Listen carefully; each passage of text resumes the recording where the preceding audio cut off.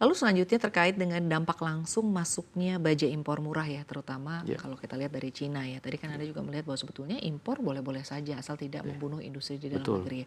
Mungkin boleh dijelaskan Pak terhadap pangsa pasar produsen lokal nih, produk-produk impor yang banjir Ya. masuk ke Indonesia nih seperti apa Pak saat ini kondisinya? Saat ini dari China tentu memiliki kapasitas, dari Tiongkok memiliki kapasitas yang sangat besar. Jadi secara volume memang lebih Secara besar. volume, secara kapasitas memang jauh. China hampir memiliki satu miliar ton untuk crude steel-nya, sedangkan Indonesia sekarang di 19. Tapi tentu dengan perbedaan yang begitu besar, maka kita butuh bahwa ada pemerintah hadir. Dan juga untuk membangun industri baja yang merupakan the mother of industry, kita membutuhkan adanya keberpihakan. Tentu bukan anti impor, tapi dengan sudah adanya industri di dalam negeri, maka kita membutuhkan proteksi. Tentu melalui mekanisme trade remedies maupun Ya. non-tarif barrier seperti SNI, dan ujungnya adalah untuk keamanan bangunan.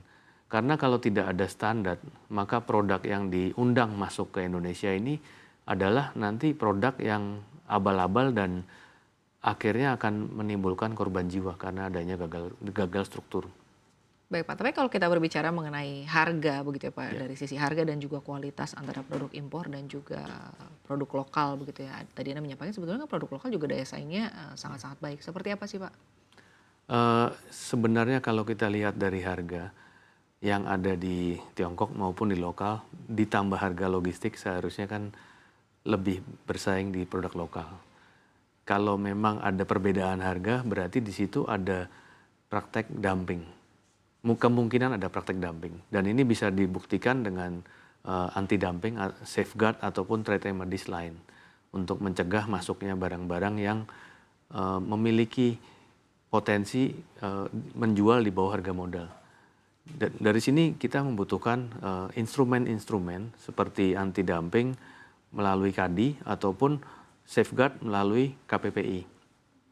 Dan disinilah pemerintah hadir untuk menghidupkan kembali industri kita, di mana saat ini utilitasnya tadi di bawah 52%. Dan itu sangat amazing bahwa untuk sebuah industri yang utilitas di bawah Iya. di 50% masih bisa survive. Tapi tentu kami memiliki survival mode yang lain di mana ini tidak akan sustain ke depannya karena dengan banyaknya eh, kondisi global yang sangat volatile saat ini.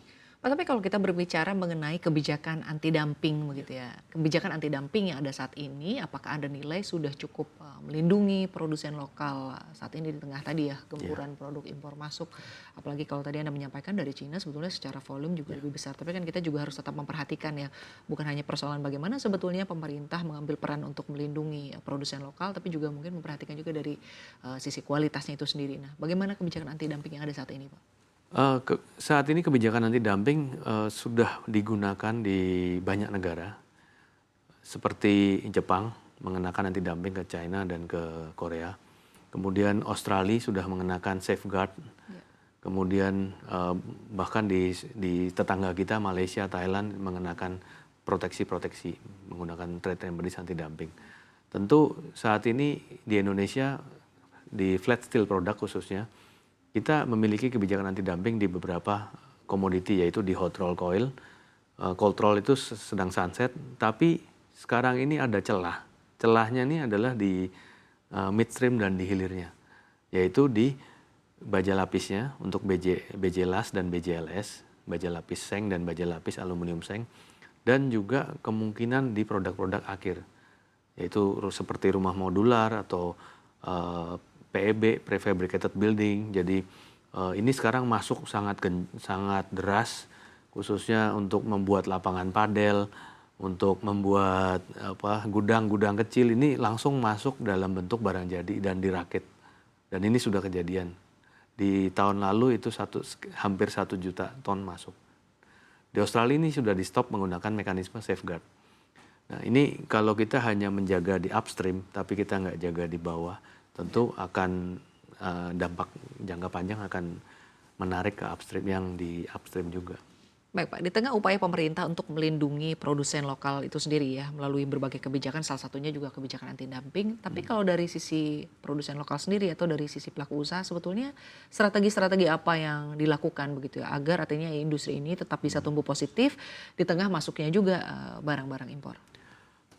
Dari pelaku usaha yang kami lakukan adalah saat ini melakukan komunikasi yang intens. Dari regulator tentu ini sudah kemajuan yang cukup pesat karena kita banyak melakukan diskusi, dan diskusi ini perlu dilakukan lebih intensif lagi karena dengan berbasis data kita akan tahu bahwa supply, demand, dan perlu impor berapa yang tidak mengganggu industri di dalam negeri ini.